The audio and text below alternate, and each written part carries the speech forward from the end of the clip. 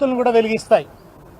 మౌలాలి దర్గా దగ్గర అగరొత్తులు వెలిగించినటువంటి చేతులే బుద్ధ విహార్కి వచ్చి ప్రశాంతమైనటువంటి ధ్యానం చేస్తాయి. ఇట్లా ఎటు చూసినా కానీ ఒక అద్భుతమైనటువంటి కాస్మోపాలిటన్ కల్చర్ ఉన్నటువంటి గొప్ప నగరం సికింద్రాబాద్. పాత రోజులలో అయితే జనం లష్కర్ అని వ్యవహరించేవాళ్ళు. సికింద్రాబాద్ను లష్కర్ అని, హైదరాబాద్ను పట్నం అని. ఆకాశవాణిలో వాతావరణం విషయాలు చెప్పినా లేదా నగరానికి సంబంధించినటువంటి డైరీ పత్రికలలో ఇచ్చిన జంట నగరాలు అనే మాటనే వాడుకలో ఉండేది. సికింద్రాబాద్ను విడదీసి చూడలేం. సికింద్రాబాద్కు తనదైనటువంటి ఒక స్టేటస్ ఉంది. అది మెల్లమెల్లగా కుంచుకుపోతూ వస్తున్నది. ఇవాళ రేవంత్ రెడ్డి చేస్తున్నటువంటి దాడి, ఈయన రకరకాలుగా ఆయనకు ఏంటంటే ఆయనకు అస్తిత్వ సమస్య ఉన్నది. ఆయన అస్తిత్వ సమస్య కారణంగా తెలంగాణ అస్తిత్వం మీద దాడి చేస్తున్నాడు. ఇవాళ సికింద్రాబాద్ అస్తిత్వం మీద కూడా దాడి చేస్తున్నాడు. ఇవాళ మల్కాజ్గిరిలో సికింద్రాబాద్ను ఒక ముక్కగా మార్చడం అనేది సికింద్రాబాద్కు ఉన్నటువంటి చరిత్రను అవమానించడం.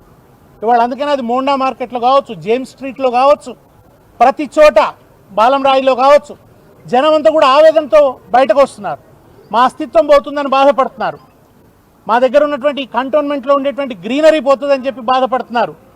మాకుండేటువంటి మా పరిపాలన స్వతంత్రం పోతుందని చెప్పి బాధపడుతున్నారు. ఈ దశలో బీఆర్ఎస్ ఒక శాంతియుత ర్యాలీని తలపెడితే దుర్మార్గంగా ఇవాళ నిర్బంధంతో విరుచుకుపడుతున్నాడు రేవంత్ రెడ్డి.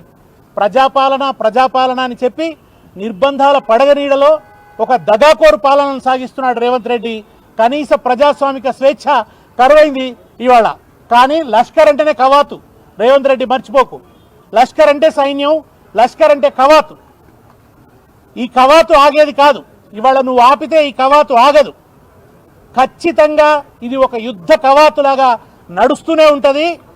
ఈ సికింద్రాబాద్ అస్తిత్వాన్ని కాపాడేదాకా, సికింద్రాబాద్ కార్పొరేషన్ సాధించుకునేదాకా, సికింద్రాబాద్ను ఒక జిల్లాగా ప్రకటించేదాకా ఈ కవాతు ఆగదని నీకు హెచ్చరిక జారీ చేస్తున్నాం.